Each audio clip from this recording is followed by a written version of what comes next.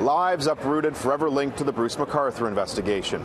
I'm Adrian Ghobrial. Yesterday on City News, Ron Smith and his partner Karen Fraser gave us a tour of their Leaside property on Mallory Crescent.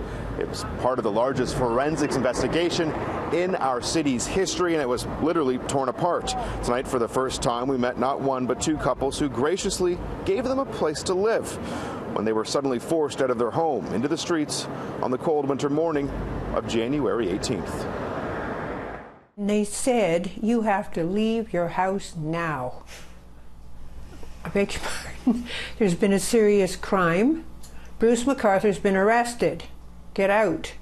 McArthur, a gardener, had used the couple's garage for 10 years to store his equipment. In return, he would maintain their lawn and garden, even adding multiple flower arrangements in their backyard. It was in some of those flower pots where the remains of 7 different men would be discovered by Toronto police, though those grisly details had yet to be unearthed, as Ron Smith and Karen Fraser were abruptly being shown the door and ordered to go down to Toronto Police 51 Division. Off to the police station you go? Yes, and they gave us the wrong address. So there was total chaos. They didn't have the search warrants. We're sitting there and wondering what's going on. And finally, we were questioned, separately, of course. Yeah.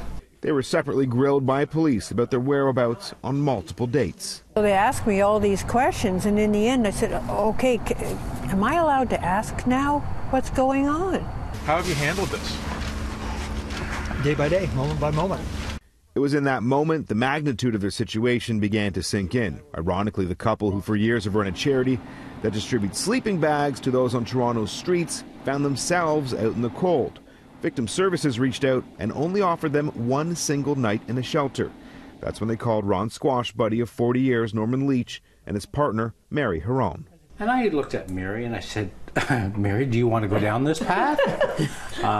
Because they said it was only going to be for a couple of days. And we thought, no, we're here, we'll help you. They're friends of ours, and we'll do it, no questions asked. They show up at the door with a couple of garbage bags, which shocked us.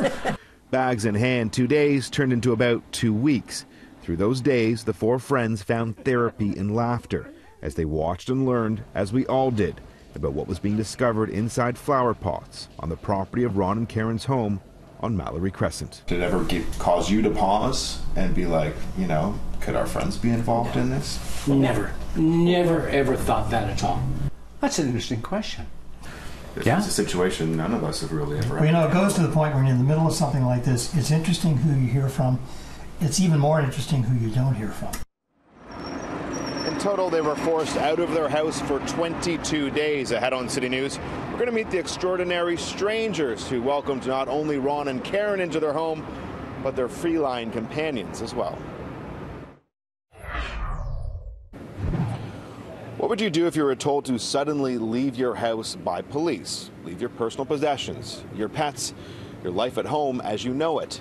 That's exactly what happened to Ron Smith and Karen Fraser when they received a visit from 2 officers on the brisk morning of January 18th, 2018.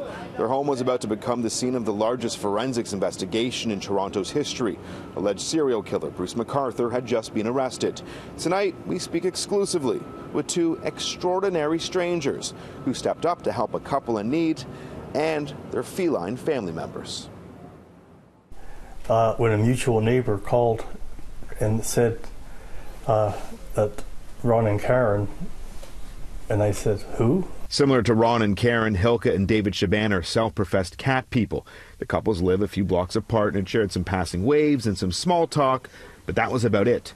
A mutual neighbor reached out to the Shabans to see if they would be able to house Ron and Karen's cats. Maybe Ron and Karen should come down and have a look and see if what I'm offering would be suitable. So when they did, they said, more well, than just cats. We have 3 empty bedrooms, so not only were we able to take all the cats, but there was another nice bedroom that we could take the owners too. It was important. Yeah. You think what you did was completely neighborly? Sure. I think others, and perhaps Ron and Karen might think it was something. It's extraordinary. Yeah. More than neighborly. It just seemed, oh, here's somebody that needs some help, and we can help. The first night, I remember it well. Not knowing each other, just kind of, okay, how do we do this? How do we not impose on you terribly at that stage being one of the key things for us. And they made us feel welcome, and by day 2, it was incredible. And of course, food was a great common denominator. Yes, it was. What a bunch of foodies we are, everyone we know. I do remember saying when you first came here that if we come home one evening and you're laying on the couch and you poured yourself a drink from the bar, then I'll know you're feeling at home here. And yes, there is scotch.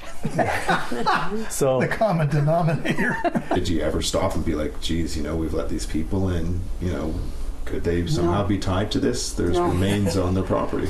No. the only time The only I thought of it Not was really. when my sister that lives in Ohio said, "But how do you know that they're not involved in Oh, this?" how American. And I said to her, "I don't. That's what he thought. Yes. I don't know." You guys have now created a bond. Yes. Yep. You've got 2 new Good one. friends. Great one. 2 new friends likely for life. Is there anything you'd like to say to them following your stay here and the help you received at a time of need? It's very simple. We love you both very much. Oh, yes. And cannot love you back. believe Goes the kindness both you ways. showed us. And we're so, so grateful.